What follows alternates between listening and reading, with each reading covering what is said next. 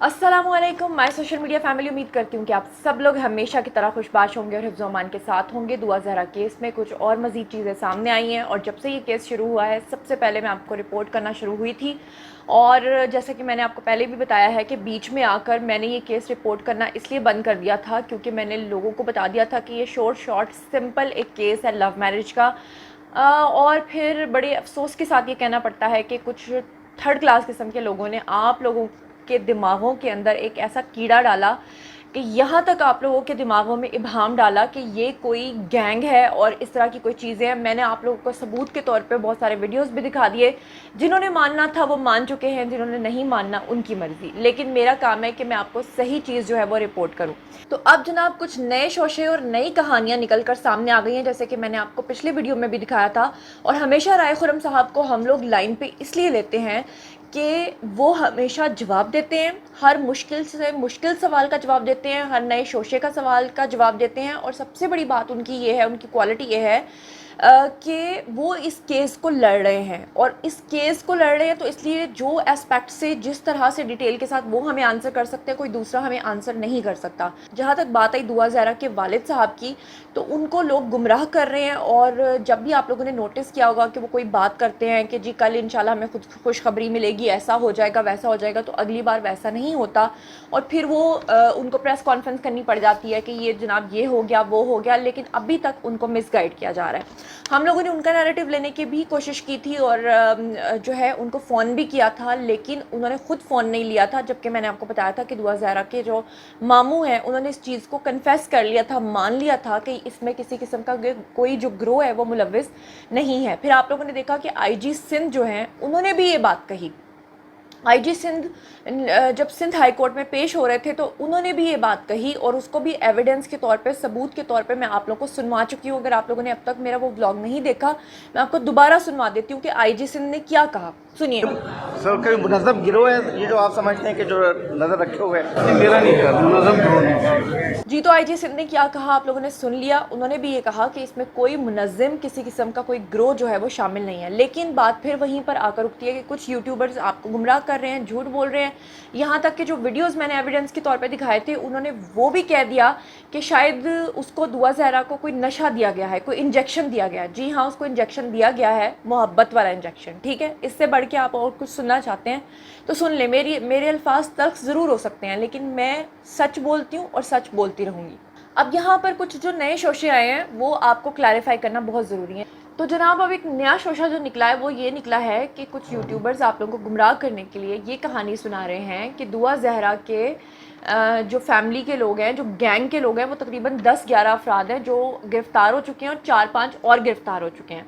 अब देखिए मेरी बात सुने, जब भी कोई मामला होता है किसी के ऊपर सच्चा या झूठा, बाद में उसका फ़ैसला होना होता है ना कि ये अदालत ने फ़ैसला करना है कि सही कौन है गलत कौन है। लेकिन होता क्या है कि आम तौर पे अमूमन जब कोई केस होता है किसी फैमिली के ऊपर तो पुलिस क्या करती है, पुलिस क्या करती है, उसके अगले पिछले दाएं बाएं रिश्तेदार, घर के तमाम अफराद को अक्सर हिरासत में ले लेती है। अब मिसाल के तौर पे अगर ज़हीर का ये मामला है कि दुआ ज़हरा के साथ उसने पसंद की शादी की है, तो उसकी चच्ची, उसका चचा, उसकी फैमिली के लोग, उसका भाई, उसके आसपास के लोग, निकाह खां जो कि निकाह खां है ही नहीं, और ये तमाम लोग जो है अगर इनको हिरासत में लिया गया है तो उसका क्या मतलब है कि उनसे इंटेरोगेशन होगी। इंटेरोगेशन के बाद उनको छोड़ दिया जाएगा, क्योंकि ज़ाहिर बात है वो किसी चीज़ में जब मुलव्विस नहीं निकलेंगे तो वो छूट जाएंगे। लेकिन उनको गैंग कहना ये इंतहाई शर्मनाक बात है। दूसरे नंबर पे एक बात की जा रही है कि पंजाब यूनिवर्सिटी के ऊपर एक बहुत बड़ा इल्ज़ाम आयद किया जा रहा है कि पंजाब यूनिवर्सिटी इनके सहूलत का आ रहा है। पंजाब यूनिवर्सिटी ने ही पहले कर्नल उबैद ने उनको वहाँ से निकलने नहीं दिया और अब बाद में भी एबटाबाद के जिस घर से वो लोग निकले हैं, यानी कि वहाँ से निकल के आगे उन्होंने अपनी लोकेशन चेंज की है, तो कहा यह जा रहा है कि वो भी पंजाब यूनिवर्सिटी का मुलाजिम था जिसका वो घर था। देखिए मैं आपको इसको भी सिंपल सी एक बात समझाती हूँ कि कर्नल उबैद के बारे में मैं आपको पिछले प्रीवियस व्लॉग्स में सारी डिटेल समझा चुकी हूँ। अगर आपने नहीं वो सुना तो मैं आपको दोबारा बता देती हूँ। देखिए कर्नल उबैद जो हैं वो वहाँ पंजाब यूनिवर्सिटी के इंचार्ज हैं। उनका अपना अंदर का कानून है कि जितने भी लड़के लड़कियां वहाँ पर पढ़ते हैं या जो वहाँ के रिहायशी हैं उनकी ज़िम्मेदारी उनके साथ है। अब जैसे कि आप लोग जानते हैं कि ज़हीर एंड फैमिली जो है वो पंजाब यूनिवर्सिटी की ना सिर्फ मुलाजिम है बल्कि वो अंदर रिहाइश पजीर हैं और उसके निकाह में आगे आती थी दुआ ज़हरा। اب کرنل عبید جو تھے انہوں نے اپنے طور پہ تمام چیزوں کو کلیریفائی کر لیا تھا. ان کو پتہ تھا کہ اس میں کوئی گینگ انوالو نہیں ہے, اور ایک لڑکی نے جب ان کو وہاں پہ پنجاب یونیورسٹی کے اندر بیٹھ کے ایک بیان ریکارڈ کروایا جس میں اس نے یہ کہا کہ میں اپنی مرضی سے آئی ہوں, تو اس کے بعد جب پولیس جو ہے اگر وہ کہے گی کہ ہم چھاپے ماریں گے تو اوبویسلی وہ بنا اجازت کے چھاپا نہیں مار سکتی انٹل کہ وہ کرنل عبید سے اس چیز کی اجازت لیں. پولیس آئے گی, وہ وارنٹ گرفتاری لے کر آئے گی, وہ آ کر کرنل عبید کو دکھائے گی, وہ کہے گی کہ بھئی ہم ان کو اریسٹ کر لیں یا ہم ان کو پیش کریں, تو کرنل عبید ہی ہوں گے جو وہاں پر ایک الٹیمیٹ اتھارٹی ہیں جنہوں نے اجازت دینی ہے. اس چیز کو کس چیز سے جوڑا گیا؟ انتہائی شرم کے ساتھ کہنا پڑتا ہے کہ اس کو بھی, کرنل عبید کو بھی ایک گینگ کے ساتھ جوڑ دیا گیا.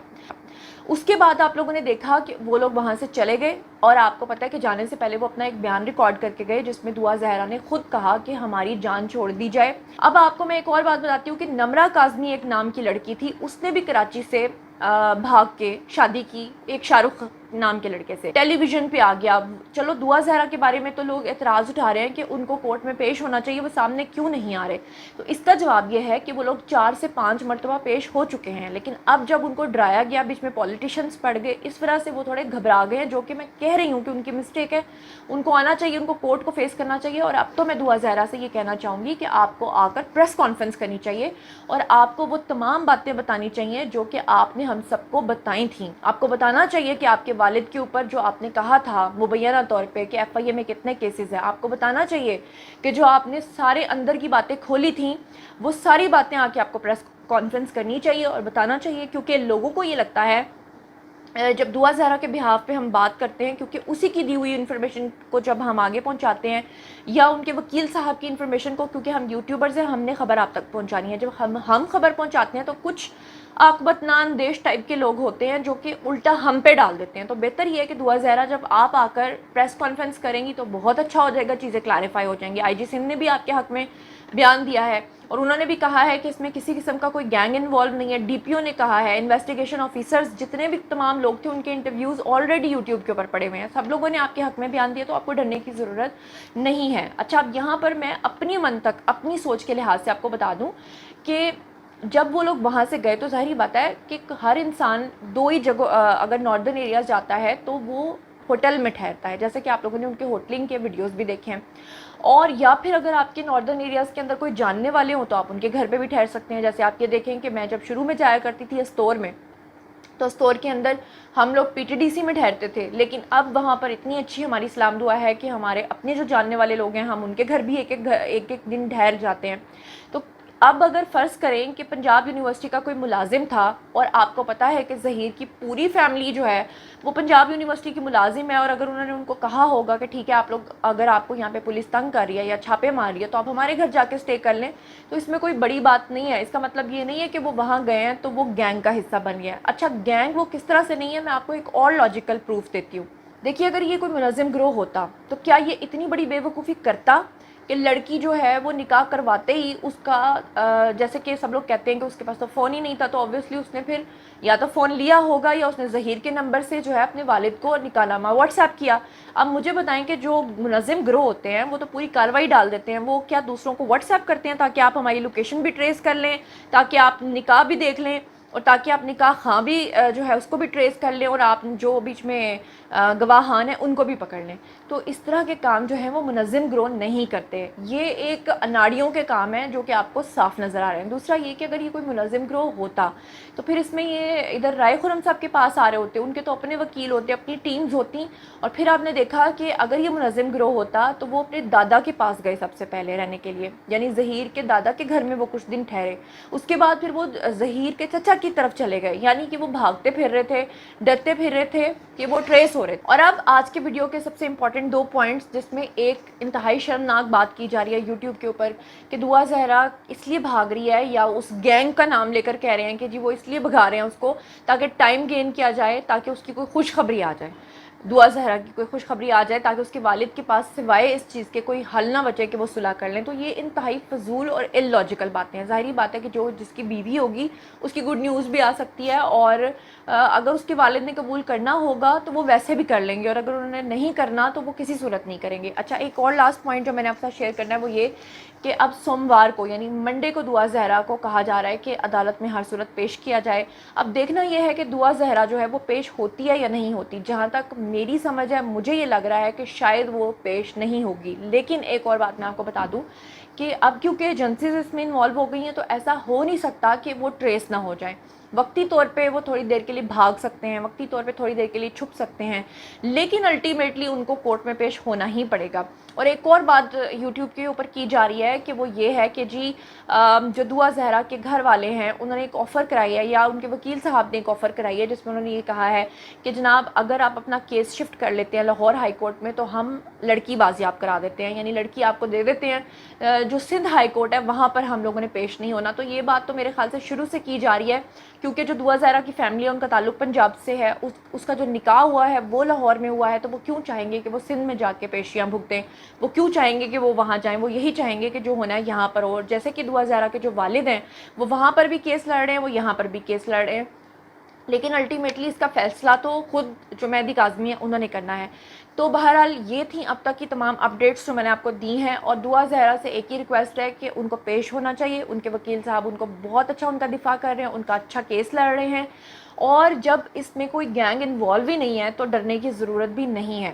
تو جناب یہ تھیں اب تک کی اپڈیٹس. اگر اب بھی مزید آپ کے کوئی اور سوال ہیں تو آئیے کامنٹ سیکشن میں پوچھیے, میں آپ کو جواب دوں گی. اور جب تک یہ کیس چلتا رہے گا میں آپ کو رپورٹ کرتی رہوں گی. نہ ہم کسی سے ڈرتے ہیں اور نہ ہم کسی سے لے کے کھاتے ہیں.